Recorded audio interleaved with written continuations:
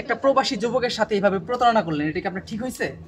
হ্যাঁ, আমার কাছে মনে হয় ঠিক হয়েছে, কারণ ও প্রবাসে থেকে আমাকে মানে অনেক মানে জ্বালাতন করতো। আমি মানে ওরা অনেক এক্সকিউজ দেখাইতাম যে কথা বলবো না, কাজ আছে সেই। ও আমাকে বলতো কথা বলো, তোমাকে আমি বিয়ে করব, তুমি অনেক সুন্দর, তোমাকে আমার ভালো লাগে। তো আমি ভাবলাম যেহেতু এত তোর শখ, তো আমি তোর শখটা মিঠাই। মানে প্রেমে, আপনার প্রেমে মরিয়া হয়ে গেছে। হ্যাঁ হ্যাঁ, এই জন্য আমি তার শখটা মিঠাইলাম, আমি তার সাথে প্রেম করলাম। এখন সে তো আপনার বাড়িতে চলে আসছে, এখন আপনি ওনার কাছে বিয়ে বসবেন নাকি আপনার মেয়েকে বিয়ে দিবেন? মেয়েকে কেন দিব? আর যেহেতু আমি প্রেম করছি, আমি বিয়ে করবো। কিন্তু সে তো আপনাকে বিয়ে করবে না, আবার 3 লাখ টাকা আপনি নিছেন, সে টাকাটাও চাই, এখন কি করবেন? তা উনি না চাইলেই তো হবে না, কারণ উনি আমার সাথে যে এতদিন প্রেম করছে, তো এটা কি শুধু শুধু করছে? উনি চাইলেই তো হবে না, আমি ওনাকে বিয়ে করতে। দর্শক, আসলে আমি বুঝতে পারছি না যে উনি এই ঘটনার সমাধান করতে পারবে কিনা। 3 লক্ষ টাকা নিচ্ছে, টাকাও দিবে না, আবার মেয়েকেও বিয়ে দিবে না, উনি বিয়ে করবে। এটা একটা টাকা স্বার্থের। আমি কিভাবে দিব? টাকা কি আমি রাখছি? আমি শপিং করছি, ফোন কিনছি, আমি তো টাকা ভেঙে ফেলছি, টাকা কি আছে আমার কাছে? আমরা একটু এই বিষয় নিয়ে ওনার মেয়ের সাথে কথা বলবো, দেখি উনি কি বলে। আপনার মা যে এখানে একটা কাজ করলো, আপনি এই বিষয়টা কিভাবে সমাধান করার চিন্তা করতেছেন? আমার জন্য ভালোই হয়েছে, কিভাবে? কারণ পুরুষ মানুষ ভালো না, ওই যেহেতু কষ্ট করে টাকাটা ইনকাম করতেছে, তার পিছনে কেন অন্য মেয়ের পিছনে এভাবে ব্যয় করতে হবে? যখন আপনার মা টাকা নিল 3 লাখ টাকা যখন দিল, তখন সে ভালো ছিল, হ্যাঁ, ভালোই তো ছিল। আর এখন যখন টাকা বা বিয়ের দাবিতে আসছে তখন ভালো না। ভালো, যদি বিয়েটা করে তাহলে আরো বেশি ভালো হবে। কাকে বিয়ে করবে, আপনাকে না আপনার মাকে? আমাকে কেন করবে? আমি কি প্রেম কাকে করছি? কাকে করবে? আমার মাকে করবে। সে তো আপনার মাকে বিয়ে করবে না। না করলে কিভাবে করাতে হয় সে ব্যবস্থা করে রাখছি। মানে আপনারা আটঘাট বেঁধেই দাঁড়িয়ে আছেন। হ্যাঁ, অবশ্যই। শোনেন ভাই, আমি একটা কথা বলি। উনি তো আমার সাথে চিট করছে না? তো উনি তো আমার সাথে সত্য কথা বলে না যে আমার একটা মেয়ে আছে। বাকি আমি ফেসবুকে প্রেম করছি, স্যার একটু বয়স বেশি হইতো বা চেহারা খারাপ থাকতো বা গায়ের রং কালো থাকতো, তাও মেনে নেওয়া যেত।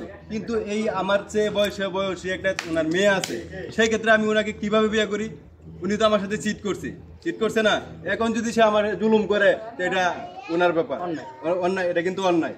সেই ক্ষেত্রে আমি কিন্তু আইনের আশ্রয় নিতে পারি না? ঠিক। হ্যাঁ, তো সেই ক্ষেত্রে ওনার মেয়ে যে কথাটা বললো যে আমি লোভে পড়ে করছি, ঠিক আছে, একটা ছেলে মানুষ একটা মেয়ের সাথে কথা বলতেই পারে, তাই বলে উনি কি আমার সাথে চিট করবে? আমার সাথে দর্শক, এই যুবককে সান্ত্বনা দেওয়ার মতো ভাষা আমার জানা নাই। আমি একটু এই আন্টির সাথে কথা বলবো। আন্টি, আপনার কি হয়? ওনার বান্ধবী। মানে ওনার আপনি বান্ধবী?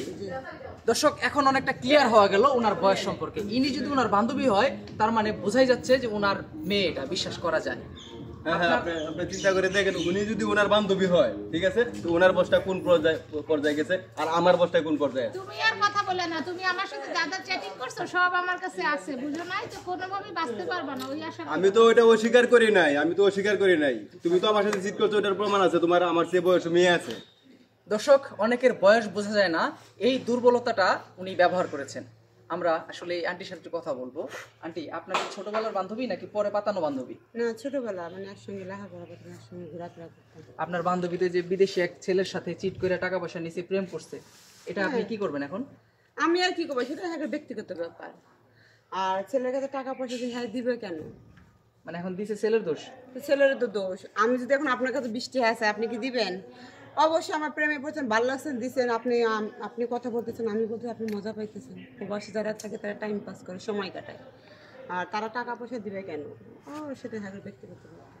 বিয়ে করবে কি করবে না। দর্শক, এই বিয়েটা আসলে হবে কি হবে না আমি জানি না, তবে এই বিষয় নিয়ে পরবর্তী সময়ে যে ঝামেলাটা আর বাড়বে, এটার বিষয়ে নিশ্চিত হওয়া গেল। আমার দায়িত্ব ছিল সংবাদটা আপনাদের মাধ্যমে, সরি আরেকবার যাই।